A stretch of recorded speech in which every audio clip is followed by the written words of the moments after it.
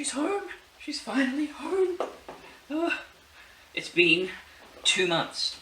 Been forever. And it's just, okay, so if you're not aware, I was out of the house for about 3 hours doing a driving lesson, ironically enough, but they don't use your own car for that. So, come home, garage door is open, the back window slash door is smashed open, and I'd already told the landlords, hey, that's not very secure. Someone could just smash that and walk in, and they did. And yeah, so I lost my goddamn mind. I mean, Ivy's my whole world, and I contacted every Facebook group, every subreddit, and thank you everyone out there who was looking for Ivy. That I think that was really helpful. I mean, it probably wasn't hard for the police to spot this car, but yeah, they found the dickhead, and he said, "Oh, I just found the car with the keys in it. I didn't steal it." But if you're driving it, you are stealing it. So, she's mostly in pretty good condition. I gave her that just a couple minutes ago. That was her birthday present, and she was actually stolen on her build day or month. So no, not February, March. She would have been taken. Yeah, March is when she was built. And cosmetically, there isn't too much. I've given her a good wash, so a lot of the scratches I saw were just dirt, really.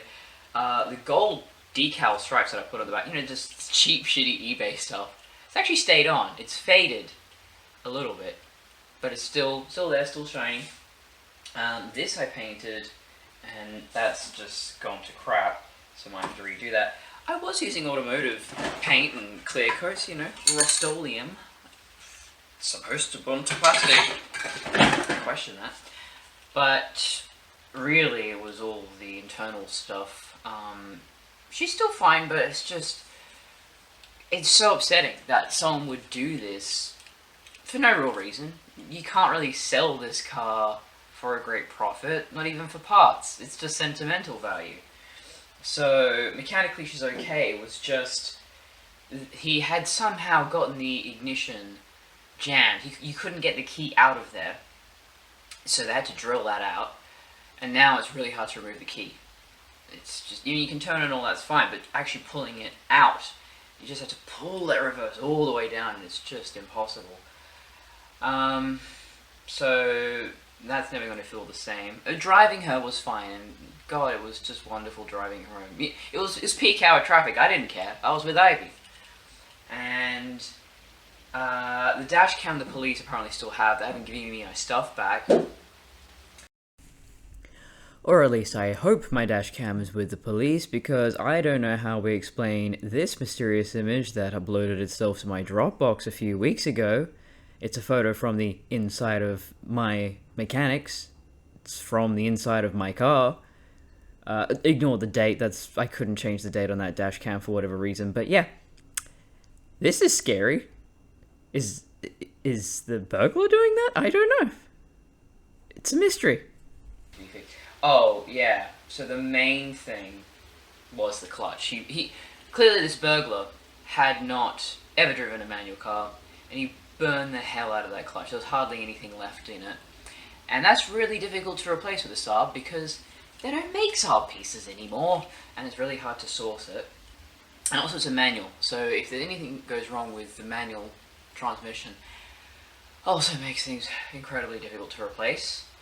And the worst part was, and this is something that hasn't been fixed, and I don't know when I'm going to be able to fix it, but he slashed the part that the convertible top folds into, so I can't move that roof at all. I bought a convertible, I love convertibles, and now she's not a convertible. That roof stuck there. I mean, I think you can manually fold it back in, but it's so upsetting. It's just this big scar on her back, and every time I look at it, I don't know why that one thing there upsets me more than anything else. I don't know if it's just because it was the most visible, violent thing that was done to her. But yeah, so my insurance company wrote her off, but because she's over the age of 25, she doesn't have to go on the write-off registry. So I just continued paying my rego as usual, so that's fine. She doesn't have to go over the pits again or anything like that, although she'd do just fine. Mechanically, she's fine. So they gave me $5,500, and then I had to pay $300 for the salvage. So to get my own car back, I did nothing wrong. I have to pay $300 just to get my car back. But then they gave me, $5,500, so I guess I can't complain too much. So at least insurance covered all the repairs. I've got money left over, and I can look into replacing the stuff that's been broken in the hood compartment, but my mechanic says it's a big job and it's expensive, so there's no huge rush, and it's winter now, so I guess I can wait, and maybe I can fix it myself one day, I don't know. But I have a friend, Stewie, in Ireland, who sent me a replacement for the console lid that the fucking animal snapped off for no good reason. And the strut in the boot to actually, open and close and hold it up. So, yeah. And he also gave me the Haynes manual that the burglar just threw out of the car for some reason. I don't know why that was going to be of any value. But this is older, but it's a hardcover, so you win some, you lose some. So, yeah, she's finally home. I've got security cameras out there. I'm gonna double lock everything. I'm gonna get a fucking wheel lock to put on the actual steering wheel. And I should have bought that already, actually. Oh my god, what if I leave the house tomorrow and she's stolen again? I'm very paranoid about this car. I thought we were untouchable, man, but we're not. We're not. And I'm in a shitty area, so. But, can't be burgled twice in 1 year, right? Right? Anyway, thanks everyone for supporting me through this horrible, traumatic time for the both of us. And, yeah. I'm gonna try and clean up the inside. She is very messy in there. She has had many men inside of her.